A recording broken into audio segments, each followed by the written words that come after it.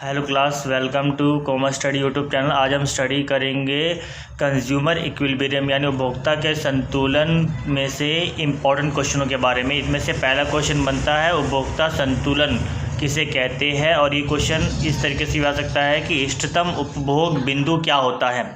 तो एक उपभोक्ता उस दशा में संतुलित होता है जब उसे अपनी निश्चित आय से अधिकतम संतुष्टि मिले तथा वह इस दशा में कहीं और परिवर्तित होना पसंद नहीं करता, वह बदलाव पसंद नहीं करता। उस स्थिति में इसे उपभोक्ता का इष्टतम बिंदु भी कहा जाता है। नेक्स्ट क्वेश्चन इसमें बनता है उदासीन वक्र की परिभाषा दो, यानी कि इंडिफरेंस कर्व के बारे में बताएं।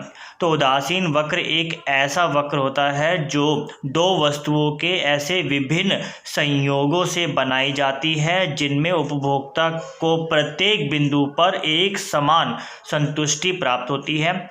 इसे समान उपयोगिता वक्र भी कहते हैं। यह वक्र नीचे की ओर झुकी हुई होती है तथा मूल उन्नतोदर होती है, जिसे पहले भी आपको जो वीडियो बनाई थी उसमें वो जो डायग्राम दिखाया था डेफिनेशन में, वही डेफिनेशन में जो डायग्राम दिखाया था वही इसमें भी बनाना है अगर आपसे बोलेगा तो।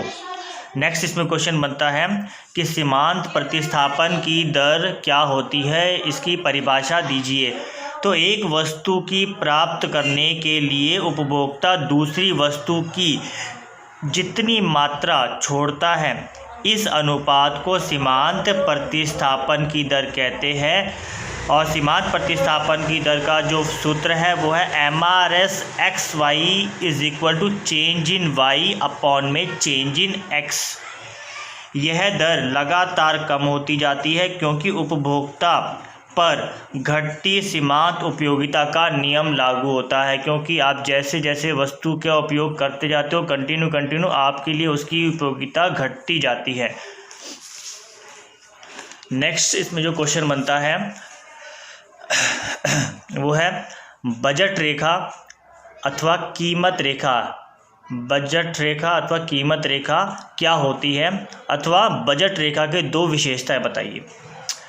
तो आंसर बनता है इसका कि प्रचलित कीमतों पर उपभोक्ता की निश्चित आय पर बाजार में दो वस्तुओं के मिलने वाली सभी संयोग बजट समूह कहलाते हैं। याद रखना, प्रचलित कीमत का मतलब जो मार्केट में कीमतें चल रही है। प्रचलित कीमतों पर उपभोक्ता को निश्चित आय पर बाजार में से दो वस्तुओं के मिलने वाले सभी संयोग बजट समूह कहलाते हैं तथा इनसे बनी वक्र कीमत रेखा अथवा बजट रेखा कहलाती है। यह सीधी रेखा में नीचे की ओर झुकी होती है। यह निम्न अनुपात पर आधारित होती है, जैसे PX/PY is equal to price ratio.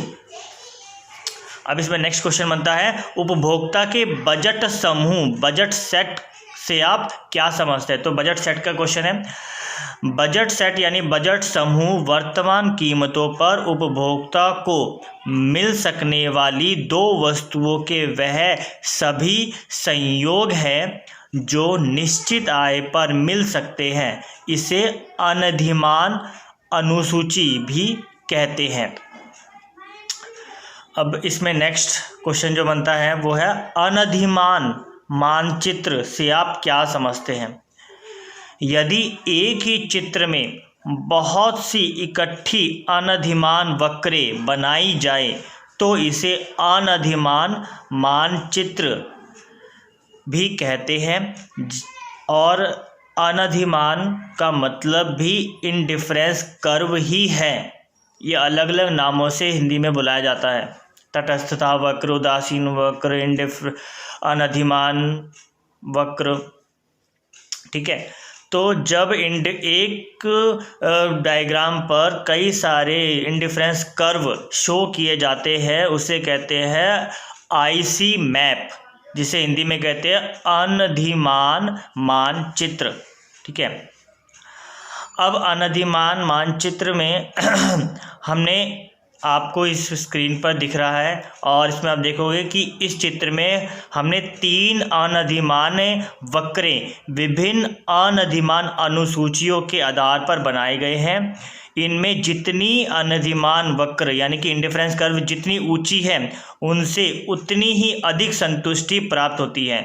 इसका कारण यह है कि उपभोक्ता ऊंची इंडिफरेंस कर्व से यानी अनधिमान वक्र से दोनों वस्तुओं की अधिक मात्रा खरीद सकेगा। लास्ट शॉर्ट क्वेश्चन बनता है इसमें, तटस्थता वक्र इंडिफरेंस कर्व की 2 विशेषताएं लिखिए। पहला आता है तटस्थता वक्र सदा मूल बिंदु की ओर उन्नतोदर होती है, और दूसरा आता है कि 2 तटस्थता वक्रें कभी एक दूसरे को नहीं काटती है। याद रखना, तटस्थता वक्र, अनधिमान वक्र, इंडिफरेंस कर्व का ही मीनिंग इसे हिंदी में यही कहते हैं। ठीक है, इंग्लिश में एक ही नाम है इंडिफरेंस कर्व और हिंदी में अलग अलग नामों से बुलाया जाता है। तो विशेषता क्या क्या थी? पहली थी कि यह सदा मूल बिंदु की ओर उन्नतोदर होता है। दूसरा, अगर एक ही चित्र पर 2 तटस्थता वक्र 2 कर्व बनाए गए हैं तो वे एक दूसरे को कभी भी काटते नहीं हैं। अब एक क्वेश्चन इसमें बनता है कि बजट रेखा में कीमत व आय परिवर्तन से कैसे परिवर्तन आता है। तो यदि एक वस्तु की कीमत में कमी अथवा वृद्धि होती है तो कीमत रेखा ए बिंदु से बाईं अथवा दाईं ओर घूमती है, जैसा कि आपको चित्र में यानी कि जो स्क्रीन पे शो हो रहा है डायग्राम उस पर दिख रहा है। पर यदि उपभोक्ता की आय में वृद्धि होती है तो कीमत रेखा एक दूसरे के समांतर परिवर्तित होती है। याद रखना, अगर आय में वृद्धि होती है तो कीमत रेखा एक दूसरे के समानांतर परिवर्तित होती है, जैसा कि चित्र 2 में प्रकट किया गया है। आय की वृद्धि से कीमत रेखा दाईं ओर तथा आय की कमी से कीमत रेखा बाईं ओर खिसक जाती है। आप इसे स्क्रीन पर देख सकते हैं। इस चैप्टर के इम्पोर्टेंट क्वेश्चन है बजट रेखा, कीमत रेखा भी जिसे कहते हैं, बजट सेट और इंडिफरेंस कर्व। ठीक है, इन्हीं में से क्वेश्चन पूछे जाते हैं। अब हमारे कंप्लीट हुए चैप्टर। अब हम नेक्स्ट चैप्टर के मिलेंगे नेक्स्ट वीडियो में।